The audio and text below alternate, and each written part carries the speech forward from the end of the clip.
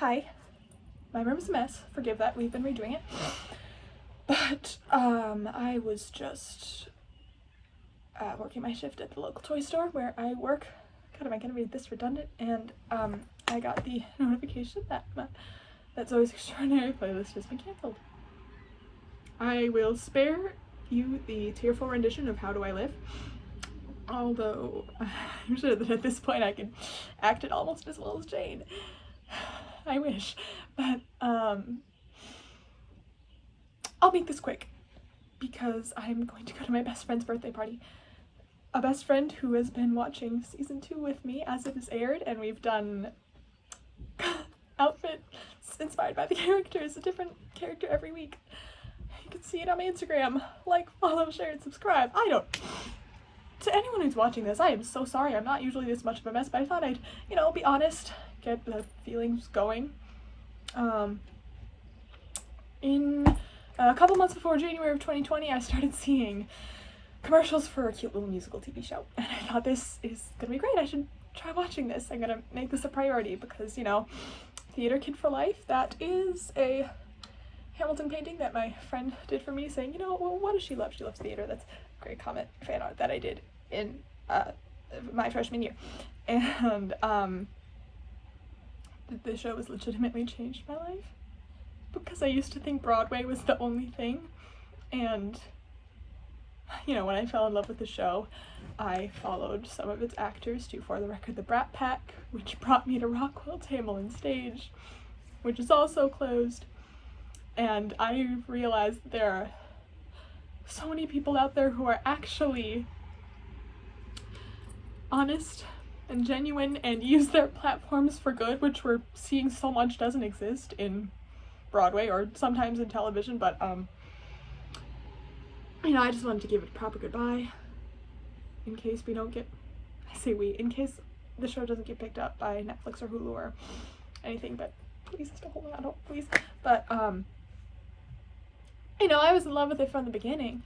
I was like the first 2 posts in the Tumblr tag, which I think was a post about how much that final boat scene of the pilot affected me, and that I was already in love with Skylar Astin, which, my relationship with these characters has gone on quite a bit of a journey, but that's the thing about this show, is that it's life.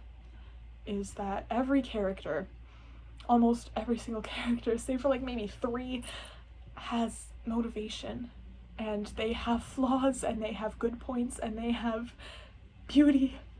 And that's the thing about the show, there is no clear sense of, I don't know, it's very, very real, because everyone has their own story. That's the whole point. It's about empathy, and it's about grief, and it's so, so powerful that it's all based in real grief. And it started with Austin's story, and then Alex, and then John, and all of these people infusing their characters with real life stories, just as Michael fighting to put the little bi flag on Leaf's helmet. And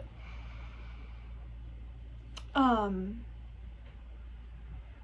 just want to say thank you for getting me through the past year and a half. To anyone who's watching this, I don't know why anyone would be watching this.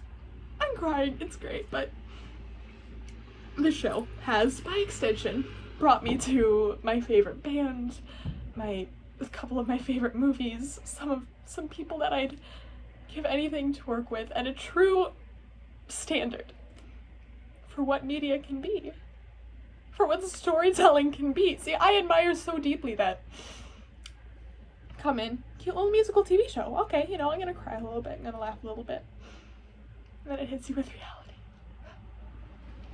And then we get John Clarence Stewart singing Don't Let Me Be Misunderstood. And we get season 2, episode 6. And we get those storylines in season 2, episode 13. And I really hope they can bring Zora back, because season 2, episode 6 is, in my opinion, the best written of the show. It is so incredibly real and so needed. It's a bummer that it's one of the lowest rated. It really shows you how people don't want to face reality. They just want cute little musical numbers, and this show is very good, cute little musical numbers, but that is life. You have to face the truth about things, and you have to face your own internal biases. And as someone that related to Zoey snap from the beginning, as you can see. An awkward ginger mess. It showed me some of my own internal biases and how I was trying, we're all just trying, and honestly, I related a lot to Leaf in that episode. I'm always trying, and I don't know if I even need to talk about this, but then there's the issue of Victoria. In April, I heard a cover of a song by what is now my favorite band.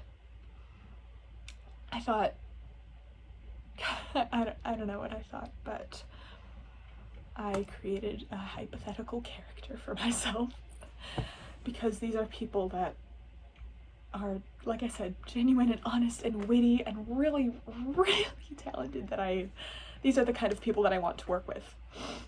So, I started out writing screenplays. I have over 60,000 words written for her. Victoria Evelyn Clark is Zoey's younger cousin. She plays piano in the lobby of Spark Point, and she makes the work and family stories more cohesive. That's to sum it up. But she has a whole backstory and relationships to each of these characters, and quite a few songs. She's got a Pinterest board, a Spotify playlist.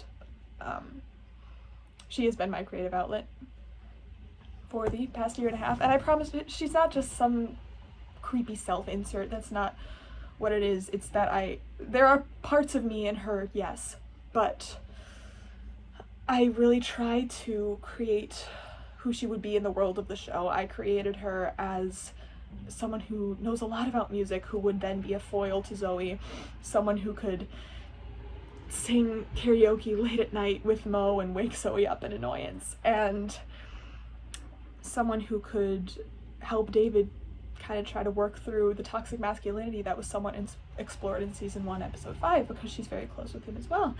And I'm not gonna go on a rant about everything that she would do, but I guess I'm just saying this as a way to express how much the show has meant to me.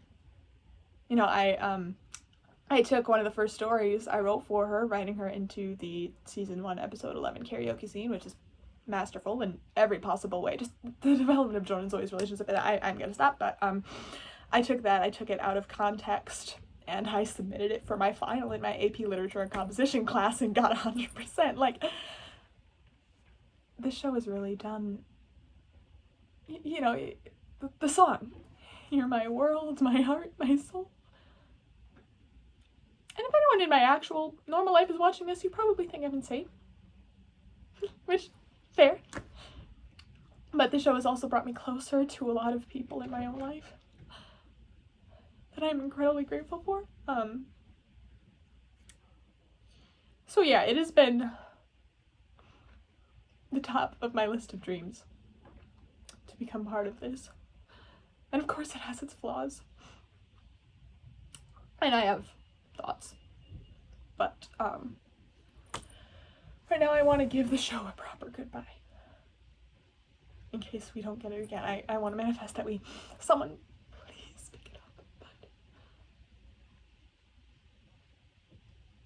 if anyone's seeing this that's involved with it, which I highly doubt, because I am an 18-year-old girl from a tiny tourist town in Wisconsin, thank you. You've all inspired me more than I can say. You are the reason I do what I do. The way that the show has helped so many people feel less alone.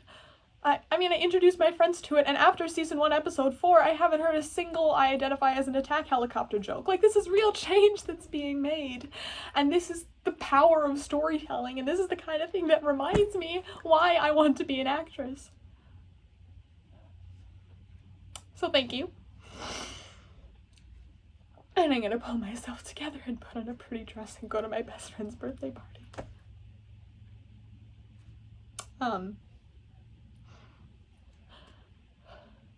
Thank you.